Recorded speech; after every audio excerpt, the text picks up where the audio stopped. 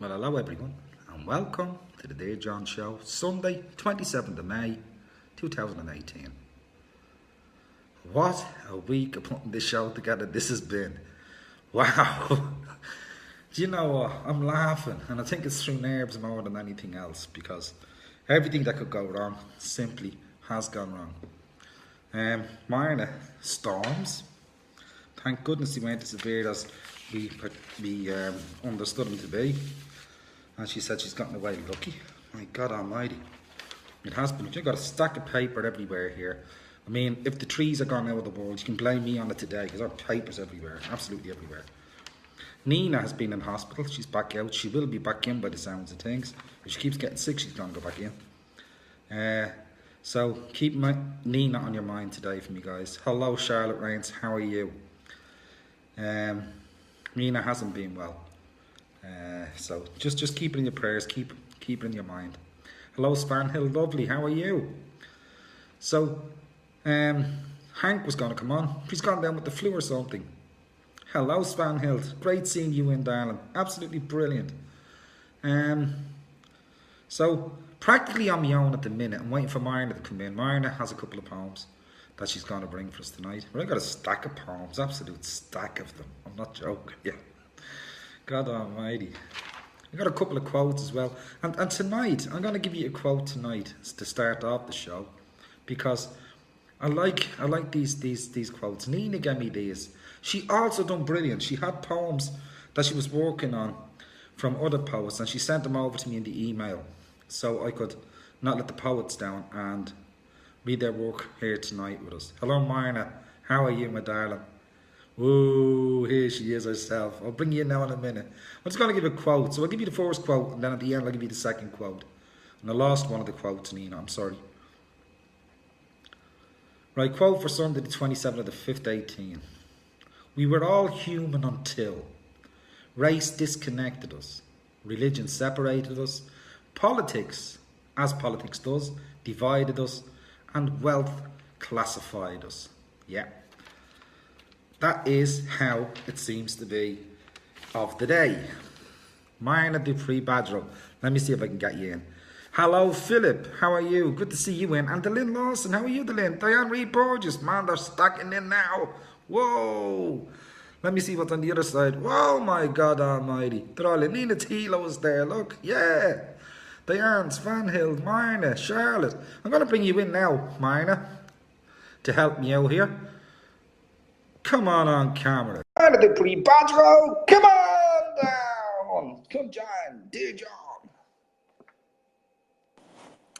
Ta-da! And she did. Only had to click a button and she's here. Yes. One click did it. One click. Did it. Harry Potter, eat your heart out. Yeah. Oh, Myrna, I gave up smoking. I've stopped. Cigarettes. I stopped on Thursday or Friday. I can't even remember what day I stopped. Congratulations. Thank you. But I got me this instead. Man. You got your vape. Okay, I got you. It's full of power. Absolute power. I know. God. This is what my son-in-law says. I've quit smoking. I said, yes, but all I see is the cloud of vape in your house. I don't think that's quitting smoking. Smells beautiful. Absolutely gorgeous. I know. Oh, my God. What a difference. I've tasted them. My favorite has to be the cinnamon spice, I think it is called. Oh my God.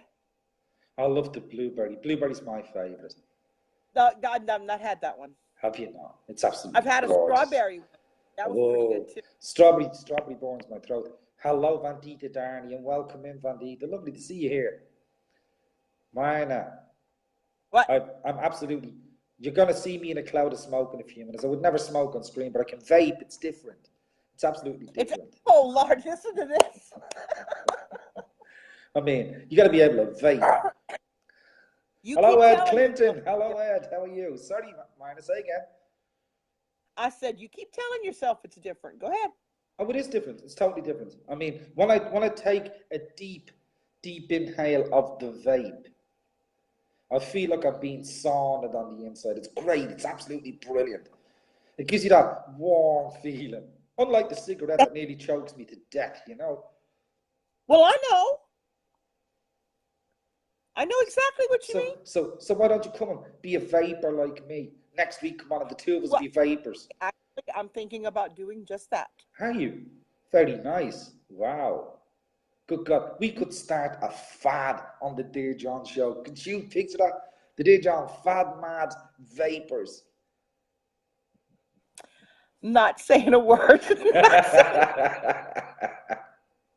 Oh dear, oh dear, oh dear. We're already too much alike. That's kind of scary, you It is know? very scary, isn't it? Absolutely scary. I bet you wake up I at don't know night who should scared be to more afraid. hell. Me or you. I don't know who should be more afraid, me or you. I think you should be afraid. Be very afraid. I don't know. My Remember, kids would Ryan, say, I've got no, to no, no. wake up like this every morning. My kids would say, no, you should be afraid because you don't know mom the way you think you know mom. Oh, yeah. They tell on me all the time. Oh, kids are great for that. I mean, I wouldn't be on this vape only for my lad. It was him that put me on it on Friday, you know. Dad, you need one of these. You're gonna get one. End of story. There wasn't, would you like? No, I love when the kids tell some of the like, especially my daughter, and because she's got older children, and my older son's got older children, and they'll tell the friends of the kids, look, just whatever you do, don't mess with her grandma, or don't mess with his grandma, because she will mess right back, and she will beat you every time. So it's like, okay. Wow. It's a And good I'm job, like, oh, Tony. well, at least they learn something throughout their life. Don't they just? Yeah, we just don't realize. We don't pay enough attention. Oh, they're a mess. I'm gonna let you get to. You've got two poems for us tonight. Is that right? Yes, the first one I want to read is Susan Worrell's, and it's Yeah. called A Pretty Bouquet. And I'll tell you why I wanted to read it, because this really touched my heart, and you'll understand why as I read it. Are we ready? I'm ready. A pretty bouquet. I bought you some flowers. A pretty bouquet. Pink carnations and roses. A lovely display. Dressed with a ribbon and a glamorous bow. I lovingly placed them. Will you ever know? I sat by your grave, whispered your name, willed you to answer again and again. I talked through my day as if you were still there. I imagined your breath with the wind in my was the wind in my hair. Closing my eyes, I asked for a sign, tipped my head to the sky, hoping to find a visit from heaven, a glimpse of your face, a heartfelt I love you, and your warm embrace. But today, once again, as I knelt on my knees, my head in my hands, it wasn't to be. I bought you some flowers, a pretty bouquet, and I prayed for a miracle, as I do every day. Susan writes totally with her heart. All heart in it. It's an absolutely beautiful poem. As sad as it is, That it's reminds me of it's going to my mom's grave and my dad. They're buried together in the same tomb, and that's really hard for me because it just is. she writes. Susan writes very touchingly with most of what Yes, she she does. actually writes. Very, very much When I so. read this one, I knew I had to read it. I Yeah, had to read it. it is an absolutely beautiful poem, and I mean it is relevant to an awful lot of people out there. Ed Clinton. I know, Marnie, you've got a fan, a number one fan. You've got Ed Clinton, your number one fan. Absolutely Oh, loves this really? woman, yes, Well, indeed. thank you, Ed. There you go. You're already getting a fan club on it. There you go. Hey, why not? Why not? Exactly why not? Yes. I don't know. They were giving me a hard time in church because I was doing my welcome ministry thing, and I'm in what they call the naughty chair, and they're like going, and they're coming by, and they're going, when are you going to be good enough that you don't have to sit in a naughty chair? Thinking to myself, that's never going to happen. And you said, it ain't never gonna happen. Never, It ever, ain't. ever gonna happen. No. I'll be in the naughty chair as long as I go to church here. Listen, tell us about your storm. The storm. Well, the storm is actually going to Florida, not here. They seem unless to it really like decides. Florida, don't they? These storms. Would they do Florida? But you got to remember, Florida has, two. Their one coast is on the Atlantic side, one coast is the Gulf of Mexico, and the where the Panhandle is, the coast below that is also Gulf of Mexico, and this Hmm. thing formed in the Caribbean, the Northern Caribbean, and I mean that's directly into the Gulf of Mexico. So, but it could still turn more right. I mean, more to the left, but I don't think it's going to do that.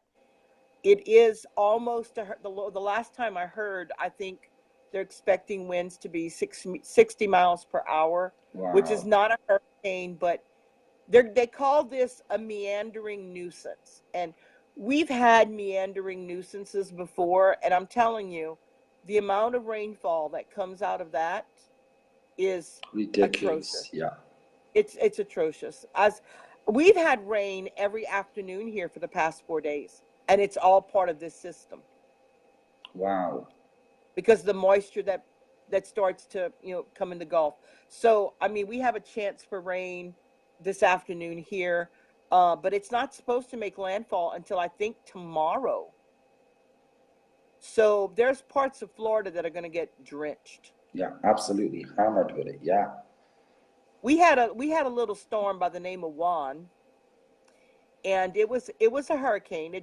A very very like right on the cusp of hurricane.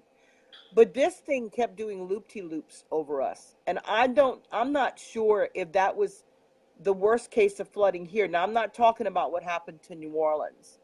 That was something different. That was a levee system that failed. But Juan, we had so much rain. We basically were in tropical conditions for 4 days Wow. because it just kept making a loop-to-loop right on top of us, and it wasn't going anywhere. And all I want to do is dance in muddy puddles. You can't get any rain at the minute, so I can't dance in muddy puddles. You can't. I mean, and the thing is that you can't. You really can't leave if you hadn't left by that time because so many roads are Just underwater, washed out, yeah. are impassable, are not safe to drive in. Just got a gentleman come in there. But He's going to have one of his poems tonight, Jesse Batista. And he's just saying, I'm in Florida. It's been raining here for weeks. yes, Wow. yes, and then we're beginning what we call the summer season, where we can have afternoon thunderstorms any day. Yeah, And just out of the say blue. these aren't just rain showers. No, we're talking about thunderstorms. Yeah. And that's because the humidity is so high here, and with the heat of the day, I mean, these storms will pop up, and they will pop up anywhere. The rain chance might only be 10 to 20%, but you might be the one that gets the 100% of that 10%. So it just doesn't, you don't know. You don't, exactly. Hello, Timothy Payton and Jesse Batista. They're coming in now, Marna. Marna, what is your second poem? My second poem, remember the one I wrote about my mom, I do. and I was going to read it, and I put it off I because do. I had like 4 poems or something to read last week. So this is the poem I wrote about my mom, and that's why it fits so with what Susan wrote. That I mean, when I read Susan's poem, I loved it anyway, and I'm like, that's so fitting with what I'm writing. But the name of my poem is Her Guidance. When I think of her, I remember her strength and her love, a gift I was given from above. She taught me to believe in who I could be and not be wrapped up in what was not to be. I learned to work hard in tackling both school and chores and how to reach the dreams I explored. Her faith in me never failed or lessened. Each journey I traveled, she saw as a blessing. I knew I would not be who I am today. I know I would not be who I am today if not for her guidance in quiet display. I remember too when she began to change, for her thoughts and memory she could not arrange, yet still showed such courage in the face of a disease that stole every turning page. I will always remember her like I do no other. She was Mama, my courageous mother. She taught me, above all, to live and be everything she saw blooming in me. What a beautiful tribute that is to your mom. Absolutely beautiful tribute. Tears, I'm sorry. I remember reading in the group I think it was in both groups, my group and Nina's group. I think you posted both of them. And I remember reading it in both. And I commented in both. I think there were two different comments. Because when I read it first, it said one thing. When I read it second, it said another thing. And if you'd put it in the third group, I'd have got something else as well. And I'd put the whole lot together. But yes, yeah, I mean, that is one hell of a tribute to a mother. And I mean, most of us, or the majority of us, rather, would love to give a tribute like that to their mom. Really and truly. Absolutely heartfelt. When my mom was diagnosed with Alzheimer's, it was so difficult. And actually, I was the first of the children that she forgot the name of. And, you know, people might say, well, didn't that hurt you? Well, no, because I understood. It wasn't that she was forgetting me. And in time, she would forget everyone. But yet, when my children would go, my two older children would go to visit. I mean, we'd go over there, and and my younger son, she remembered their names, and she would call them over. But you know that soon faded too. But even with that, I mean, she showed courage. You know, and like I said, her pages weren't turning anymore. Yeah. You know, but I will always have fond memories. Oh, Like I said, definitely. my mother is the one who punished me because I didn't stop and listen at the road before crossing. Yeah, exactly. Because I didn't stop and listen. Not I didn't Yeah. stop and Didn't look. stop and No, look. I You didn't didn't stop stop and and listen. listen. Yeah. I didn't stop and listen. Yeah. And I kind of asked her, I said, well, Mama, I was listening as I was crossing the bridge. And she goes, and I'm going to say it the way she said it in the Yeah. Cajun dialect. She goes, man, when your brother and your sister, when they're going to cross the road, don't they got to stop and look, even if they were looking as they crossed the bridge? Yes, ma'am. Well, then, what makes you think you don't have to stop and listen? Get on your knees. That's how it was put. And guess who got on her knees and didn't argue? Me. I bet it was mine. Yeah, that's the case. One of these days, I'm going to write a Cajun poem. I did write a Cajun limerick. Yes. Okay. Yes, I'm going to have to read it one time because yeah. Yeah. Or Good the honest. story about my dad. I wrote a short story about my dad. And in it, I wrote the Cajun dialect and phonetically so I could read it, you know, if I had to. Yes. Yeah. Ooh. Yeah, when my daddy goes, meh, what you think? You know, that's Oh, mine, I guess to show off, does she? Oh, yeah. oh, you know, Oh, I'm so yeah. sorry. You'd have to understand. Um, when I go up to visit my in-laws in Arkansas, or even the ones in Iowa, the first thing they want me to do is talk Cajun to us. And that doesn't mean talk French. No, that means talk English in Cajun. So I got to do that for them because they think it's just hysterical. So, when are you going to do that one? Hmm? When are you going to do that one? When I find it? Well, that could take a while, that's true. You better No, it won't book be it that in for long. 2 months or so, you know. No. I don't believe it. I think I've lost the power. Oh, don't I believe can this. tell you right now. I One, actually two. know it by heart. It's a limerick. Do you want to hear it now? Yes, please. Okay. There was a Cajun named Fred. There was a Cajun named Fred. He got drunk and went to bed. His wife said, "It's okay, dear. I'll finish your beer, but I sure wish you drank wine instead." Do you know what? Drink wine instead? Christine. Huh? Comes to mind. Drink wine instead. It'd be Christine. I Chris, drink wine instead. you drink wine. I had a beer in my fridge for so long, y'all. It could have fermented and made more beer. Okay, you know, I no. I don't I know. prefer wine to beer. Oh, I cannot stand wine. Oh my God. But Oh. you have to understand, my kids call me one sip wonder.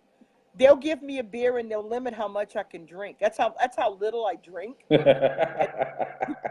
give mom a little bit more than a sip, and she's gonna be pooped out. Yeah, they tell all my Oh dear. God, Marty, you would be nice and cheap to bring out really and truly. How about a date, eh?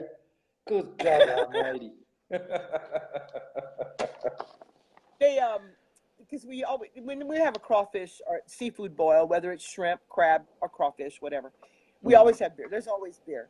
So they always like they'll pour me some in a glass and said, okay, this don't eat too much of this and this and this because it's really spicy because this is all the beer you're getting, and that's what they do. They limit me. Woo! Well, I've got a They do. load. I've got a stack of poems tonight, Marna. I've Well, you got, get on to it, and I'm glad I could read those.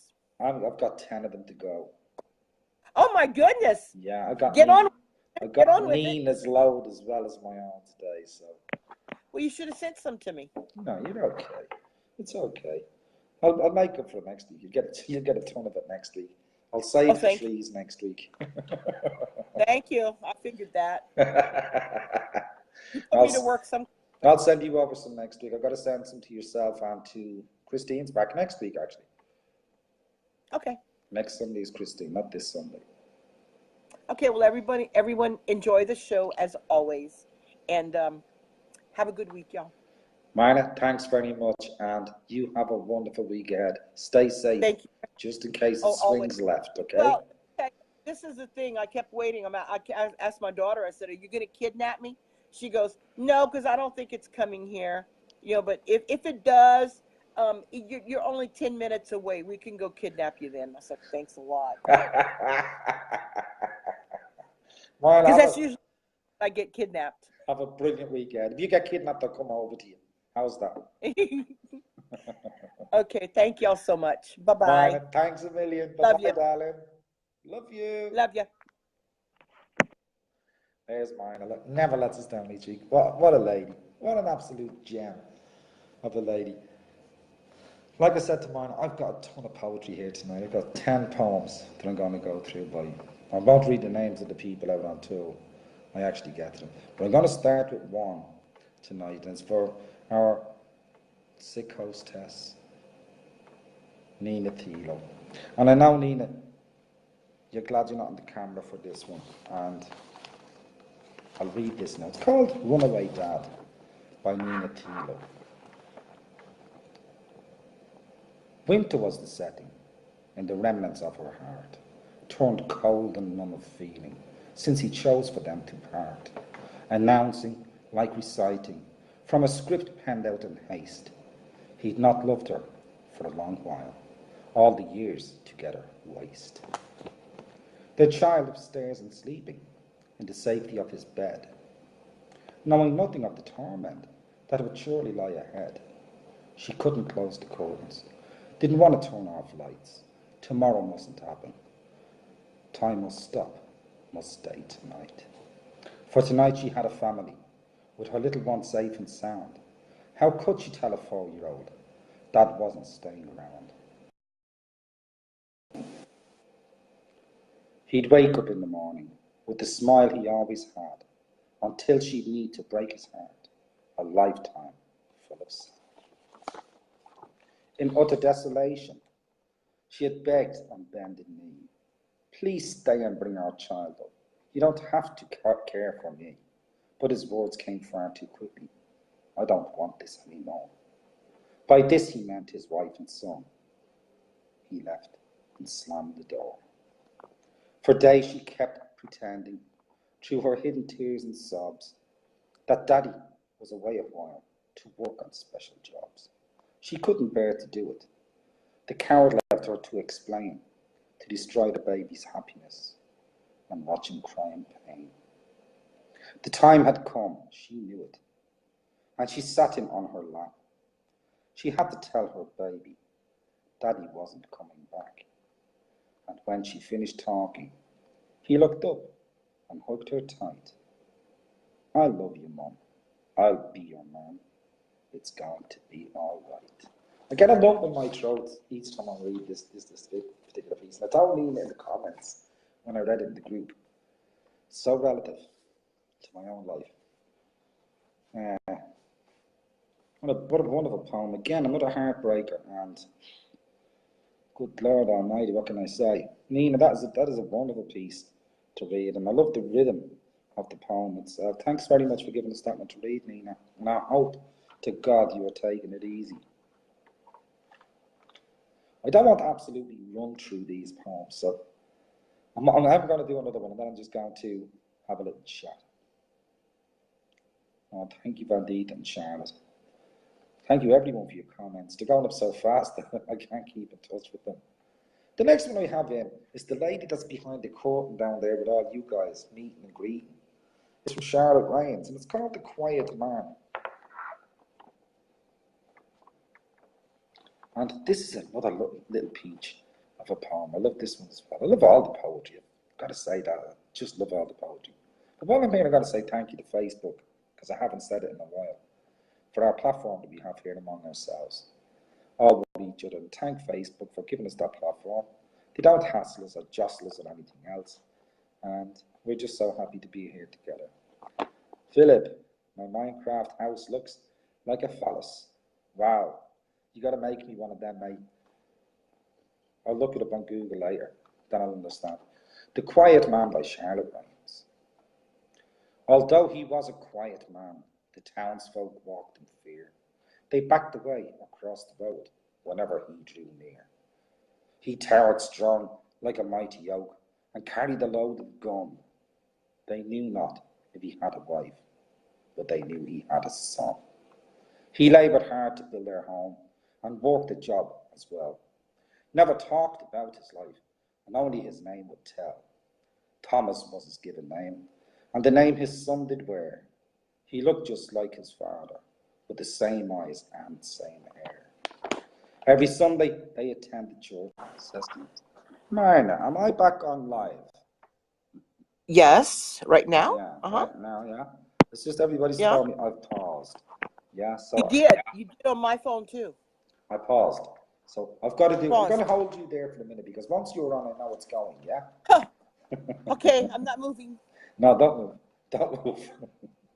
I'm going to, where have I put Charlotte's poem? Oh my God almighty, this is terrible. But I do have to take a sip of something, okay? Oh yeah, you have Don't yourself. worry, it's not alcohol, don't worry. Pretend I'm not here. You just sit there for a minute. I've got loads to do now. I'm going to do Charlotte's poem again, guys. Picture.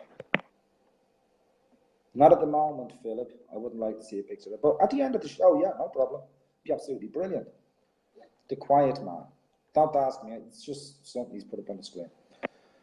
Although he was a quiet man, the townsfolk walked in fear. They backed away or crossed the road whenever he drew near. He towered strong like a mighty oak and carried a loaded gun. They knew not if he had a wife, but they knew he had a son. He laboured hard to build their home and worked a job as well. Never talked about his wife, and only his name would tell. Thomas was his given name, and the name his son did wear. He looked just like his father, with the same eyes and same hair. Every Sunday they attended church, and they sat the pew alone, heads bowed in silent prayer, then quietly at his own, ignoring all the happy smiles, he just turned his face away, so their eyes would never see the tears he shed that day. Wow. Now, did that go through? Yes, went through for me. That's okay. Thank goodness for that. Thank goodness for that, Marina. Thank goodness. I'm going to keep you on until I'm finished now, because that way you can't go outside and you can't smoke and you can't be poisoned. And who will I do next? Do you know, I've got one called The Tyburn Jig. And it's by a gentleman named David Lewis Paget. Charlotte, thank you so much for giving us that beautiful poem, The Quiet Man. And I read that a while back. Oh, brilliant. I'm glad it got through. I really and truly am. I love reading that one. The Tyburn Jig by David Lewis Paget. This one is a long one, guys. I've got a few pages of this one, yeah. But it's an absolutely stunning piece, this one. So I'm going to read this one. I like, this is the way I used to write when I first started out. I think it's 8 lines per verse on this one, Marnie, yeah? And it's a story all the way through, and I love an old story poem. The Tyburn Jig. My brother was 12 years older, so I knew him not so well, but heard of him in the taverns, getting drunk and raising hell. My mother said, keep away from him, and I did for many years. But blood is blood, and a brother should help out, though it ends in tears. He done a spot of embezzling. He'd picked the pockets of earls. You never left him to tend the horse, and he wasn't safe with the girls. But he was my brother Toby, and I was his brother Tim. I'd often find him beneath my bed when he said, don't let them in. By them he meant the runners who were active in the bow, and some of the old thief takers with their ruffians in tow. They roamed the streets with their cudgels, and would lie just out of sight, beyond the doors of the taverns, when they turned them adrift at night.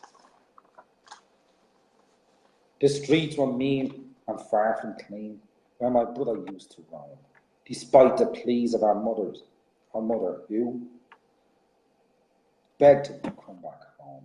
But father remained unbending, said. His eldest son was a swine. His endless scrapes and jackanapes, he is no son of mine. I heard he'd taken a horse and fled from his stables in the Strand. There's little that anyone now can do. When they catch him, he'll be hanged. My mother crying a flood of tears, as my father cursed and swore, I'll call the runners, or I'll be damned if you let him through my door. So Toby galloped to Hounslow Heath, along the Great West Road, teamed up with the brute Tom Wilmot, lay low in his abode. They ventured out on moonlit nights to wait for the latest stage, but Tom was never a gentleman, or known to contain his rage. They stopped the coach on a lonely night. Your money or your life, dragged out the wife. They wanted the ring on the lady's hand, but her finger held it tight, so he saw the finger off as well with a sharp serrated knife. I think I've frozen again, have I? Don't tell me I've frozen again. It was terrible, Toby told me, as they loaded them onto the cart. Mine is gone, so I must have frozen out again. Oh dear, oh dear. Oh dear, oh dear. Am I frozen out, guys? Have I gone again? Do I have to start that one over as well? Do I give up?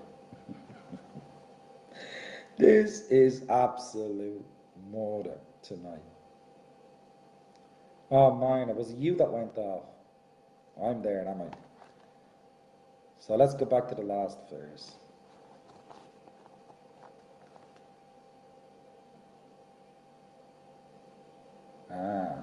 I'll start this one again then, I think, because I know we're going to be repetitive tonight, but it all happens when you're live, guys. My brother was 12 years older, so I knew him not so well, but heard of him in the taverns, getting drunk and raising hell. My mother said, keep away from him, and I did for many years. But blood is blood, and a brother should help out, though it ends in tears. He'd done a spot of embezzling. He'd picked the pockets of earls. You'd never let him tend a horse, and he wasn't safe with girls. But he was my brother Toby, and I was his brother Tim. I'd often find him beneath my bed when he said, don't let them in. By them he meant the runners, who were active in the bow, and some of the older thief-takers with their ruffians in tow. They roamed the streets with their cudgels, and would lie just out of sight, beyond the doors of the taverns, when they turned them adrift at night. The streets were mean and far from clean, where my brother used to roam, despite the pleas of our mother, who begged him to come back home. But father remained unbending, said his eldest son was a swine. His endless scrapes and jackanapes, he is no son of mine. I heard he'd taken a horse and fled from his stables in the Strand. There's little that anyone now can do. When they catch him, he'll be hanged. My mother's crying a flood of tears, as my father cursed and swore, I'll call the runners, or I'll be damned if you let him through my door. So Toby galloped to Hounslow Heath, along the Great West Road, teamed up with the brute Tom Wilmot, lay low in his abode. They ventured out on a moonlit night to wait for the latest stage, but Tom was never a gentleman, or known to create his rage, or known to contain his rage. They stopped the coach on a lonely night. Your money or your life, dragged out the country gentleman, his maid and his homely wife. He wanted the ring on the lady's hand, but her finger held it tight, so he saw the finger off as well, with a sharp, serrated knife. It was terrible, Toby told me, as he loaded them onto the cart. The screams and the blood unholy, as the horse was about to depart. They hung him high on the Tyburn tree, next to the Wilmot pig. Not undeserved, but I cried and cursed as he danced the Tyburn jig. David Lewis Paget, that is an absolutely brilliant piece. Absolutely brilliant piece. I absolutely love it. It seems we have someone who likes to put angry faces up and hide behind the curtains. Just seen Nina's comment going up. Guys, if you're that childish, there's a play school programme on BBC Playback. Go and look at the child's programme. I do children's stories during the week. Come up there and put your faces up for me. This is not the place. Thanks very much. But I do appreciate you're here anyway. Nina, it is annoying. Definitely is annoying. Honest, it is. Very, very annoying. But they'll go away before we do. We're here for years, and we will be here for years. You sent me this one today. Was it you that sent me this one, Nina? No, I think I got this one myself, did I? In a Moment, it is called. It's, again, it's one that takes you straight away. Absolutely takes you straight away. In a Moment, by Jimmy Midas Hurley. How important can a moment be, while others fade to black? Is this one a memory, or one we won't get back? A simple touch from one you love, or a kiss you just adore. Still, when it is but memory, we can't help screaming more. Be right back, or just a sec, seem harmless at the flaw. Soon they are but memories, with a heart that now feels so. Tomorrow is not guaranteed. The present is a gift. Remember to enjoy your moments, the things that make you lift. Enjoy this moment now. Kiss the ones you love. Soon they may be angels, only looking from above. Kiss, touch, taste, smell. Live it all, and live it well, because when all's been said and done, you want to know you had some fun. Not the bits you want to miss, that pretty girl you did not kiss, the trip that you just had to miss. Tomorrow may or may not come. So live today, don't miss someone. Live this moment like it's your last, because too late may come on fast. It's very true. How many times do we put things off and we don't get back to them? No matter how much we are committed to doing so, something keeps distracting us and we just miss out on it. Jimmy That is an absolutely lovely poem, and it's so meaningful. It really and truly is so meaningful. Beautiful. Where am I going next? Let me see. I'm going to move these around because I don't want to read all male and then all female and stuff. I'm going to be fair. God almighty. What's this? Let me see what I'm next. I have Vandita Darnay next. Let's bring Vandita in on this. Yeah, 2, 3, 4. I think I have 5 left after this one. Poetry and art. I enjoyed reading this one as well before I actually took it down and asked Vandita for her permission to read this one. Poetry is a therapeutic art, a mirror to the soul. It arouses the mind to seek destinations unexplored, flashing through the mind like a beacon, soothing it with the captivating cadence of emotion, flooding the senses with rapturous imagery. The fluidity of free verse leaves one creatively liberated. The explicit metaphors and smiles are woven inextricably into the fabric of a poem, comparing the most diverse objects so vividly. Personifications breathe life into inanimate objects, while paradoxes are revealed through oxymorons. The sound of hoofs or harness bells are evidently revealed through, oh, what a word this is, onomatopoeia. Symbols heighten the atmosphere, cajoling the alliterations to repeat their consonants. Hyperboles are attention seekers who spew out exaggeration at the drop of a hat. The poet is the magician who concocts this magical potion of words, weaving them together, embellishing them with an aesthetic flavour. The true essence of a poem is the poet's soul, untethered, sensual, pure, and true. God, Philip, get me a place at the university, son. I will be glad to go there. Well, you even put it up there without even reading the poem. I don't know. This Google is something else. It really gets me, this Google does. Absolutely gets me. Vandita. Wow. I should have read that before I come on live. There are words in there. Wowzers. Yes, I love it. Wow. I've got to go back to the word. Onomatopoeia. Onomatopoeia. Wow. That's a beautiful piece, Vandita, and thank you so much for giving it to me to read. I would have had it with someone else, you know that tonight. I wouldn't have been doing it. But it is one wow of a poem, and you bring the poet to life.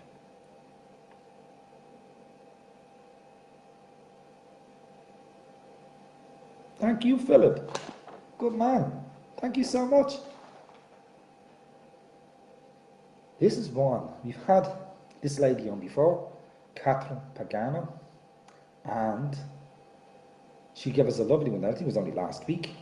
I presume it was last week anyway, that Catherine gave us one. She's given us one again this week. We went after this one ourselves. And I like this one because the internet is one hell of a place. And I think we all realise this over the time. One hell of a place. And I mean, I was only talking to Nina the other day, and I've got 800 and odd friends listed on the internet. I've probably spoken to 200 of 800. I've probably never even communicated with the other 600. I don't know. Well, nearly 700, it's nearly 900 actually. And we make friends. And then all of a sudden a friend is gone and you feel like, oh, I've lost a friend. Then you get 10 more. And it goes all over the place. But I'm going to read this and you get a better idea of what I would say would onomatopoeia. Nah, it doesn't matter. It's gone. The word is gone now. Right. This one is called Bleeding Hearts on the Internet. And I know, just like me, you have all come across some like this. Falling out of touch is usually by design. Whether it's a choice of yours, or perhaps a choice of mine. Seldom is it mutual. Someone always feels bad. It's just become a reality of this social network fad. Unlike a person whose hands you can touch or see their eyes, you can learn so much. The way they speak, with a voice you can hear, their entire body language makes meanings so much more clear. The internet has erased these helpful and obvious clues. It's really a game of craps. With every internet friendship you choose. So perhaps the best way to approach this is thinking it's temporary at best. And learn to enjoy life for the short time, then forget about the rest. Knock on wood that you don't get screwed and become another bleeding heart on the internet. Chance to be a fine thing. Chance to be a fine thing, Catherine. Catherine Pagano, thank you so much for your poem on the internet. And yes, we do. We make friends, we lose friends. They come and they go. Sometimes there's reasons, sometimes there's none you don't understand or whatever. It's all lost in the great text. Don't you love it? Oh, thank you so much, Van Lady. You made my day. Cheers, honey. Really appreciate that. So you keyboard in somebody, you got a friend, and then you go to keyboard them again and it says, you cannot respond to this message. It's all written up there in large letters for you. You cannot respond to this message. But why did you let them send me a message if I can't respond to a message? I mean, it doesn't make any sense. But it happens. Don't get wound up about it. Because I can assure you, for every one friend you lose on the internet, you will gain 10, 20, 30, 100. Honestly. It's a never-ending friend circle. And again, as Catherine puts it beautifully in the poem, treat it as temporary. If it becomes full-time, absolutely wonderful. Bewildered is my next poem. And it's from a new poet again. We've had a few new poets tonight. Benedicto Moore Coty. This is a deep poem, and I like deep. I really do. A loafer, not am I, yet no money to afford a chauffeur. I steadily drown in this pandemic pandemonium. So how will I boast to declare sweet victory? In anguish I painfully cry out my heart's riches, to kindly bless me with some glory for my sorry story, to take certain, uncertain turns, and lean on tangible gains. I'm in torment as dear life slaps my reality with a bounty price tag. My God, will I ever be steadily ready to pay the priceless price? While in my blissful dreams, full of fantasies, I proudly reside in La Vida Loca, a flashy Porsche I own, and a maestro of poker I am. But deep, close, from a distance afar, the truth slips through my etched scar.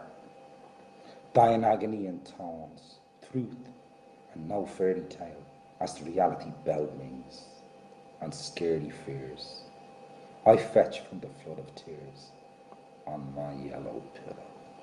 Hello, Mila Della Rosa. Welcome in, Mila. Lovely to see you here. Oh yes, gonna get another poem off you soon as well to come on to the show, Mila. So you gotta get one ready. I can see you posting at the moment, but I'll wait until you're ready to give me one and I'll come and I'll say, Mila, come on, give us a poem for the show. So that's just a hint to get you ready. A loafer, not a mine. What a starting line that is, eh? Yeah? Sometimes we think we have nothing and don't realise we have practically everything around us, guys. And when are we gonna grow up and learn that we have these things? It's not learning that we have them. It's learning to appreciate.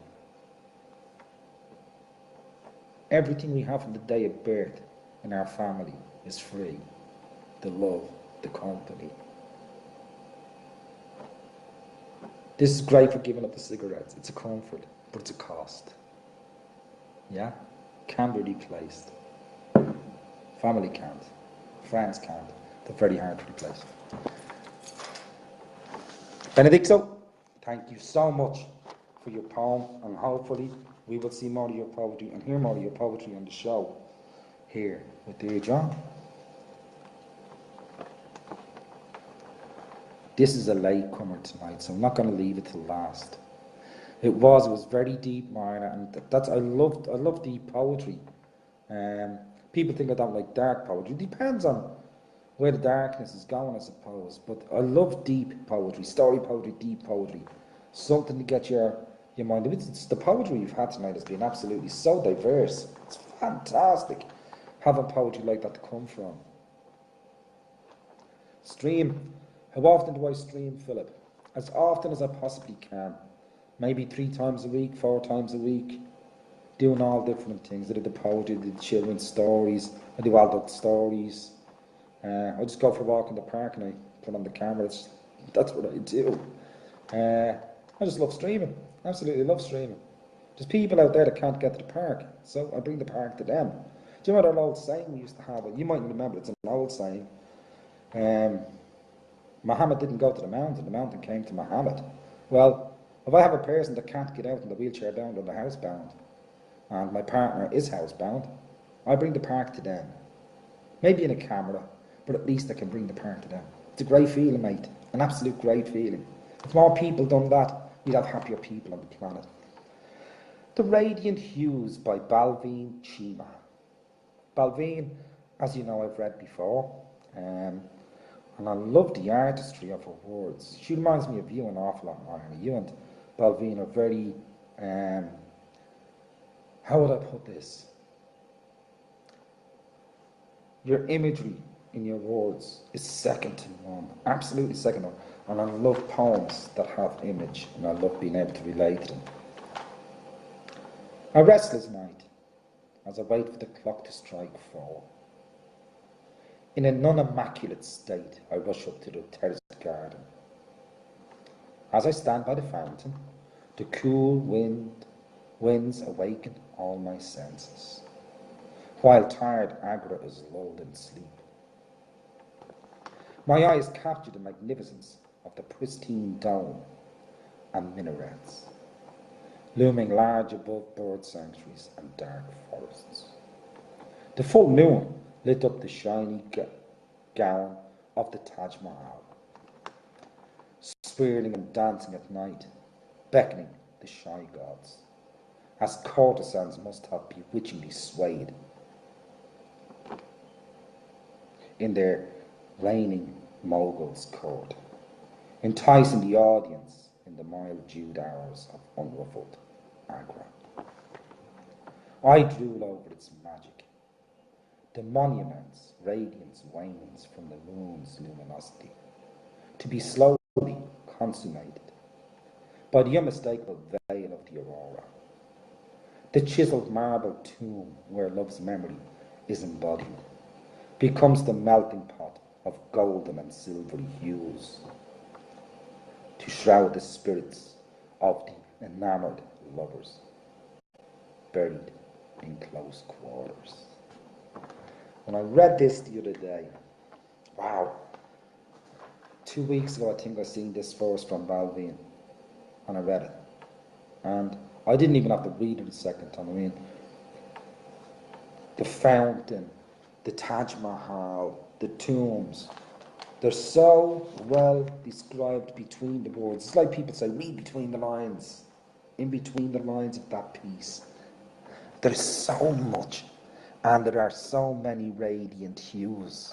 And wow, I mean, I could talk about that poem all night. Absolutely wonderful, wonderful piece. Thank you, Balveen, for giving me the opportunity to read it. The good thing is, guys, next week, I'm gonna sit back and I'm gonna make all the others do the work next week. I most certainly am. I know. Hey, that was good. I got the emoji. Me. Here we go. Oh, guys. No, Let me see. Do I do caged first, or do I do devil for the day? Devil for a day. Let me see.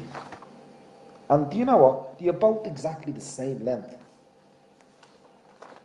Oh, thank you, Nina. Wow. Well, okay, then I'll go easy on you next week. Thank you, buddy. I'll go easy on you next week. Oh, Nina. I'm gonna start taking the advice of your boys. I really and truly am. Maybe, maybe I'm a little bit naive with you, woman. Oh, I'll have to be careful. I'm gonna go devil for the day. How's that? We'll do devil for the day. Are we ready? If you were the devil for the day. Oh, sorry, wait, no, start again. I do apologise. This is by Jeff Schluning. Devil for the day. If you were the devil for the day, where would you let your mind run and play? Would you seek revenge on those who made you cry just the day before, letting their warm red blood cover the floor, dancing over their soon-to-be corpse, with a smile gleaming from your black soul? Or would you plot the end of this earth, claiming as yours what God gave away all those years before, turning New York into your headquarters of your new dark underworld? Now, I wouldn't go for New York. I'd probably go for Boston. Maybe just sit back with a cold brew, spending your day watching humanity as it continues to rot away, launching, laughing at the dead as they line up to come play in the land of your domain. The joke I see in this fantasy is we are all already devils in our day today. We plot our destruction, doing his work, without even realizing his plan for mankind. The anger, the hate, the pain we splash like gorgeous coloured paint. These are the tools he uses to help us on our way. The path is paved with diamonds and jewels, destruction looming for all of us fools. He just sits back and enjoys the fruits of our labours. We are the destroyers of our own minds. We are the devil wrapped in the confusion of lust for more. We are what God warned us about many years before, on that fateful day when Adam gave man away for the taste of her lustful fruit. We are our own enemies, Jeff. There is no doubt about it. Our own enemies. Isn't it amazing? We can rip each other to shreds just to get up that little bit of a step higher in the order. And nobody even knows what the higher order is. We fear to speak about death, and yet we talk about spirituality and the reaches of the realms beyond the mortal life. Wow. It befuddles me at times, and sometimes it is only a fool that knows best to most. Jeff, I just love that piece. The devil. If I was the devil for a day, wow, that would be some power, wouldn't it? The devil for a day. And just imagine, even the devil could make things all right. But it's the power thing, isn't it? That's what we're taught anyway. It's the power. We need power. Well, power goes two ways. It's the power to heal as well as the power to kill. Both of them hold equal power. One terminates, the other extends. God Almighty. Jeff, thank you so much. That's a hell of a thought-provoking poem in itself. It really and truly is.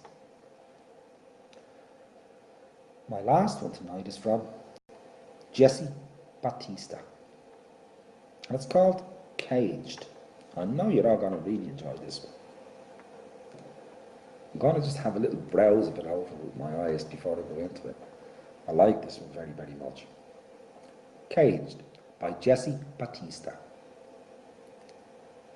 So beautiful the fragrance of the morning. Visions of a fairy tale wonderland. deep desires to take in the essence that is just outside, as seen through the picture window. But beyond that, daunting is the aspect of interaction, extracting the day's light to accomplishment weighs heavy. Leery is the anxious mind. What shall befall a weary soul, already dreading the idiocracy of ancient script, or some would call it idiocracy, the writings of ancestral rhetoric, centuries-old beliefs, held steadfast without question. This world has not evolved, more the anatomy really. A dark, ruthless land where a coarse word is more offensive than a starving child. We have come upon a time where the helping hand is now seen as malevolence,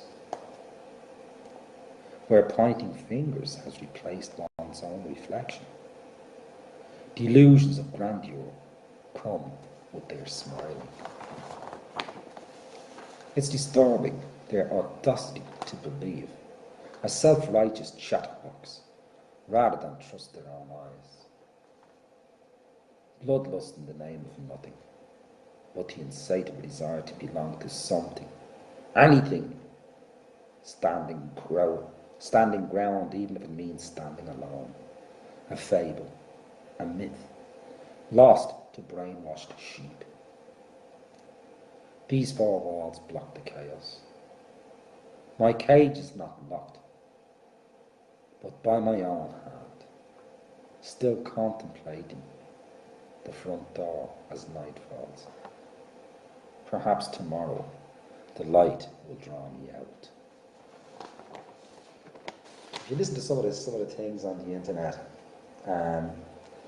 about the way the human race is actually turning, the gist of this poem is so realistic. This piece itself by Jesse. We no longer ask the questions. We take everything as men in suits tell us they're correct, they're right. You've got it wrong, we're right. Yeah, we just look back to 2008 and the bankers of the world that nearly destroyed the whole economy of the world, really brought the world to an end just then. So we trust men in suits. Why? Why don't we trust in ourselves? When we start to trust in ourselves, you can take these blocks down and build new blocks. So stop listening. I'm not saying don't listen to anything. Use your head. Do you still have one? Do you still have a head? Do you still have a brain? Do you have any matter in there? Just because they make a gadget that makes things easier for you. Have you never thought it makes you lazy? It has all your business. It knows more about you than you know about you. Guys, we're living in a very dangerous world at the moment. When everybody else knows more of your business than you do, you don't exist. They do. Wake up, smell the coffee. Guys, the poetry this week is absolutely brilliant. My mind is absolutely sizzling here, going through all of these. Absolutely on fire. My brain is burning. Oh, thank you so much, Myra, because there is so much to ponder in this gentleman's words. Have a look around us. What are we doing? Everything is made so convenient, but not convenient for us. It is their convenience. It's where they can place us in every spot and every second. Well, everybody needs privacy, guys. Come on. Have a look on the internet. Have a look at Alexa. Siri. My God, my number one mate, Siri. If I don't ask the right question, she falls out with me. What's that all about? Come on, Siri. You're not supposed to fall out with me. You're a robot. I don't know what you're talking about, me that don't burn your brain. You told me today I didn't have one. I've got to go and get one. Thanks. Exactly, Charlotte. Absolutely, exactly. A form of brainwashing. And they've been doing it for so many years now. The generations that have come up after our generation, don't recognise it because it has happened from school level, preschool, into school, junior school, senior school, brainwashed all the way. If a child asks us a question and it's against the curriculum of the schools, and I've had it with my own son, and it's against the school curriculum, you ask that question or you argue that question, you're staying back for 2 hours after school. Thank you very much, Jesse. I am absolutely made up. Thank you very much. I'm delighted you enjoy it. The what you may call it, I have said this many times. We are the luckiest. I am of my generation, the luckiest, and I see my generation as the last real generation that really knew how to ask questions and didn't swallow the crap that comes down the line without questioning it and without changing it or without doing something to change it. Oh, so you did, yes. Yeah, and then called me Putin's son. Putin's me dad. Yeah, do you remember that? I'm a Putin kid. No, not Rasputin. President Putin. Rasputin. God almighty, compare me to Rasputin. I'll come next week and I'll have a beard all the way down here, let me tell you. That would be a mass destruction for the camera. And I'm after, do you know what I'm about to do? I'm after, God almighty, I'm after burying somewhere our last quote. It's alright, our last quote before I go. But next week, we should have a full team next week, guys. The last of the dinosaurs. Yeah! Here he is, you just seen him, the last of the dinosaurs. Gonna have to give me a name now. God, well, do I get a pet name? Darth Vader was mentioned, wasn't he? Yes. This is what happens in the background. We're supposed to be gathering poetry and stuff for the show, but this is what happens in the background. Everything else except. Charlotte, you were brilliant tonight. Again, an absolute fab show up. And all those coming in. And the interaction has been absolutely wonderful in there. Absolutely wonderful. Remember, guys, I'm going to give you this one to take for the week ahead. And this has been around a long while. Remember, if you're having a bad day, it could always be worse. Just look around you. I was speaking to Nina today, and Sandra came into the conversation, and I can't actually have an actual bad day anymore. I don't mean that to sound nasty, tippy dogs. I love it. That's going to stick, you know, Nina. It's just like mud. Thank you, Charlotte. And I can't have an actual bad day. Yeah, I get my moments. I'm like everybody else. And then I look around, and silly things like she cannot walk 12 feet into the kitchen without stopping for 40 minutes to an hour, sucking on inhalers to get enough breath to walk 12 feet back out. I'm having a bad day, all right? How could I be having a bad day? And I'm watching this right in front of my eyes. Can't have a bad day. Yeah, you can have a bad moment, but not a bad day. Just look around you guys. When you think your day is really bad and pretty shitty, have a look out your window and see exactly what a shitty day is really like. Guys, you have been brilliant this week. Poets, you have been absolutely wonderful this week, and I've enjoyed every single poem that has come through. Yeah, be angry if you want to be angry. I don't mind. Just keep putting it up there. It's the only face you can wear, darling. But when you go through the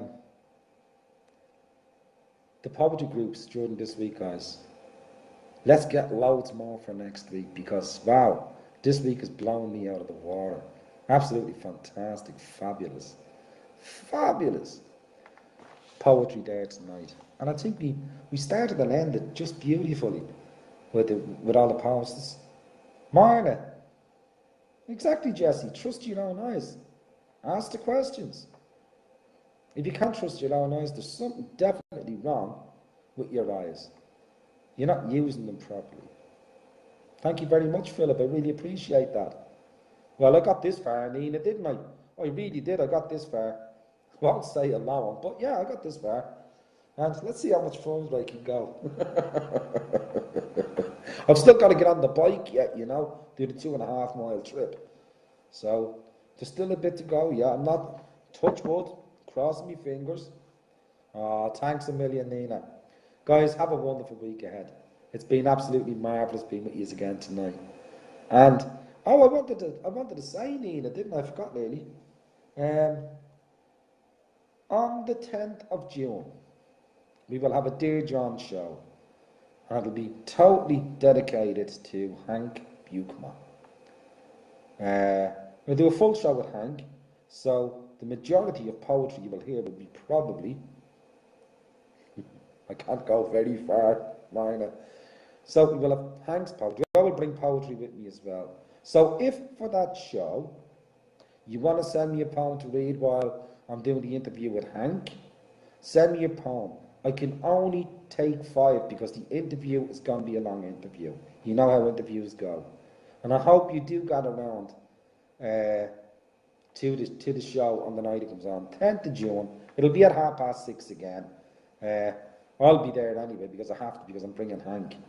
So I will be there. Yes, people, if you've already liked the Dear John show but haven't followed, is it possible you can go back? We're up to 140 followers now, but we have more likers. If the likers were to go back and press the follow button, this would automatically come up to let you know the show is on. And again, for the 10th of June, please press the follow button. For the 10th of June, the first 5 poems for the 10th of June. I don't care whether you send them this week, next week, but the first 5 poems that come into me for the interview with Hank. And as I said, Hank will read some of his poetry as well. So the first 5 poems I get from other poets, I will gladly read while talking to Hank. I've got no favourites, no favouritism.